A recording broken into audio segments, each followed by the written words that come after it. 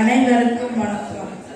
வீரத்தினில் விதையாகி போன தேசத்து புதல்வர்கள் மண்டியிட்டு வாழ்வதை விட நின்று கொண்டே சாவது மேலென்பதுதான் சுதந்திர வேட்கை கொண்டவனின் முதல்கள் உச்சரிக்கும் வரிகள். உன்னத இலட்சியத்துக்காக சுயநலம் மறந்து சுதந்திர தாகத்தை நெஞ்சிலே சுமந்து வீரத்தின் வேர்களாக நின்று தேசம் காத்திட்ட அந்த தவ புதல்வர்களின் வரலாறு வார்த்தைகளால் வடிக்கப்பட முடியாதது.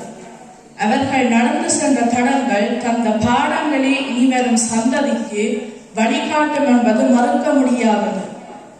அவர்கள் உறக்கம் தொலைத்த விழிகளோடு பசியை மறந்த வயிறு சுமந்து தாகம் தொண்டை குழியை வாட்டி எடுக்க இலட்சியம் நோக்கி நடக்கும் நெருப்பு மனிதர்கள் இவர்கள். பயம் என்பது இவர்கள் காலடியில் மண்டியிட்டு கிடக்கும். காலத்தை விடவும் வேகமாய் நகரும் இலட்சிய உறுதியிலும் தலைவன் கைகளில் வளர்ந்த தளராத துணிவோடும் காவலரனில் பகையை நோக்கி தவங்கிடக்கும் தற்கால முனிவர்கள்.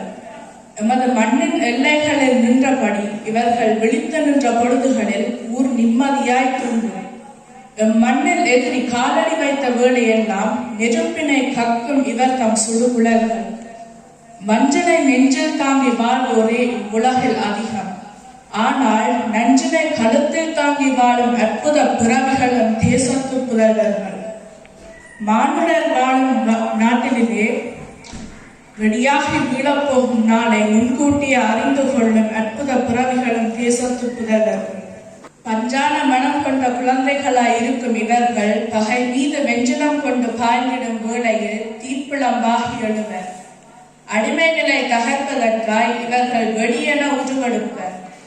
மண்ணினை காப்பதற்காய் இவர்கள் தம் வாழ்வினை துறப்பர்.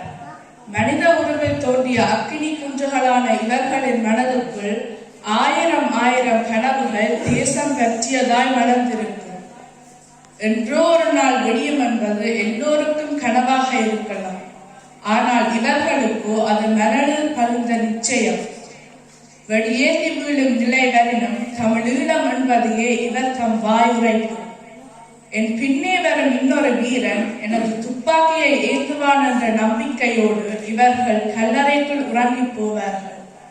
மழை துளியிலும் வெயில் ஒளியிலும் காற்றிலும் கடலிலும் வானிலும் இவர்கள் கலந்திருப்பார்கள்.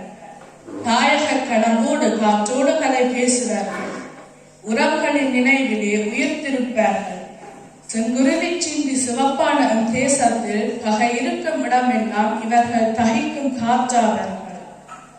நாளை மலரும் தமிழீழ தேசத்தில் பொன்னெழுத்துக்களால் பொறிக்கப்பட வேண்டிய நடு கற்கள் இவர்கள். மரணம் இவர்களிடம் மண்டியிட்டு கிடக்கும். மரணம் இவர்களிடம் மண்டியிட்டு கிடக்கும். ஏனெனில் இவர்கள் வீரத்தினில் விதையாகி போன தேசத்து புதல்வர்கள். தமிழரின் தாகம் தமிழீழத்தாயகம். நன்றி, வணக்கம்.